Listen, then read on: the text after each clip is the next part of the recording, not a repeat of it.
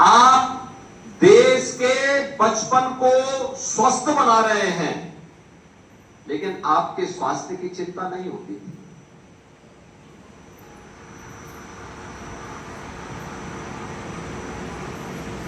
पहले क्या होता था, कोयले में या लकड़ी में भोजन बनाना पड़ता था, अब एलपीजी आ गया है, यानी धुएं से मुक्ति। ये प्रधानमंत्री मोदी जी का अभियान था, और अब प्रदेश सरकार ने कहा नहीं, धुएं से मुक्ति तो है, उससे स्वास्थ्य के लक्ष्य को तो प्राप्त किया ही गया है, लेकिन साथ साथ अगर रसोइया या उसके परिवार का कोई व्यक्ति अस्वस्थ हो जाता है तो सरकारी हॉस्पिटल के अलावा इम्पैनल्ड किसी भी प्राइवेट हॉस्पिटल में जाकर के वो उपचार करवा सके, और 5 लाख रुपए प्रतिवर्ष, उसको 5 लाख रुपए तक की स्वास्थ्य बीमा हम उपलब्ध करवाएंगे। यानी 5 लाख रुपए का प्रतिवर्ष आप लोग अपना उपचार किसी भी पैनल्ड हॉस्पिटल में करवा सकते, कोई आपको मना नहीं कर सकता। ये आपको पहले कभी नहीं मिला, ये भी उपलब्ध करवाया जा रहा है। और चौथा जो मैंने आपको बताया, अब तक आपको साल भर में एक बार 500 रुपया मिलता था ड्रेस और साड़ी के लिए, अब हम इसको 1000 रुपया और 1000 रुपया कर दे रहे हैं, यानी 500 रुपए को दोगुना करने का काम। एक साथ 4 सुविधा का लाभ एक साथ मिल रहा है। संख्या भी कम नहीं है आपकी, 3,53,000 से अधिक। पहले ये काम इसलिए नहीं होता था क्योंकि समाजवादी पार्टी के एजेंडे में गरीब कोई मुद्दा ही नहीं था। आज आपने उनका बयान पढ़ा होगा, समाजवादी पार्टी के मुखिया का, बबुआ ने आज एक बयान दिया है, कहा है कि जब हमारे परिवार के सभी लोग सांसद हैं इसीलिए तो सपा सपा बनी हुई है। हमने कहा सपा इसलिए सपा है क्योंकि जनता उसको अगले चुनाव में साफ ही कर देगी हमेशा के लिए। एक गरीबों का शोषण करते हैं केवल अपने परिवार के खातिर।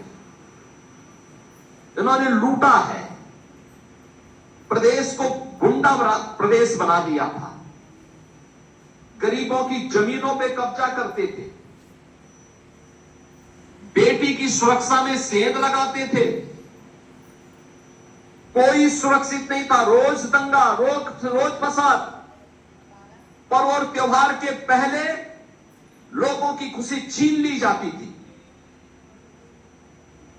प्रदेश विकास ठप था, विकास के कार्य नहीं हो रहे थे। इसलिए नहीं हो रहे थे क्योंकि प्रदेश के पास कुछ था ही नहीं। आज आप देखते होंगे, कोई बेटी की सुरक्षा में सेंध लगाएगा, किसी बहन को छेड़ेगा तो मान के चलिए कि यमराज के घर जाने का उसका रास्ता तय हो गया है, अब नहीं छेड़ सकता। एक सुरक्षा की गारंटी आधी आबादी को, दंगा मुक्त और कर्फ्यू मुक्त यूपी, तो विकास हो रहा है। अब स्कूल अच्छे दिखाई दे रहे हैं, वे लोग कर नहीं पाए थे लेकिन आक्षेप जरूर लगाते हैं।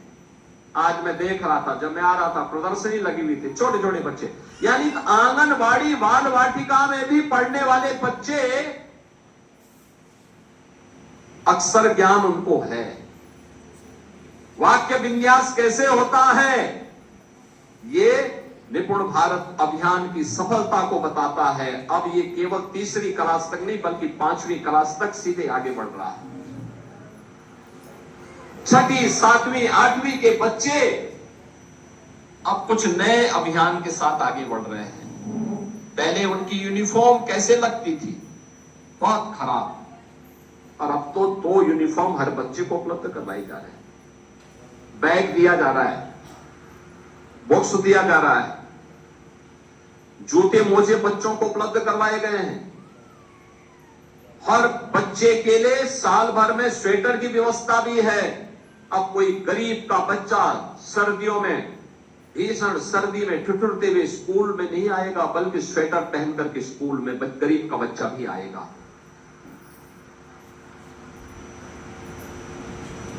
हर बच्चे के पास यूनिफॉर्म है। 2017 के पहले एक गरीब के बच्चे नंगे पैर स्कूल जाने के लिए मजबूर होते थे।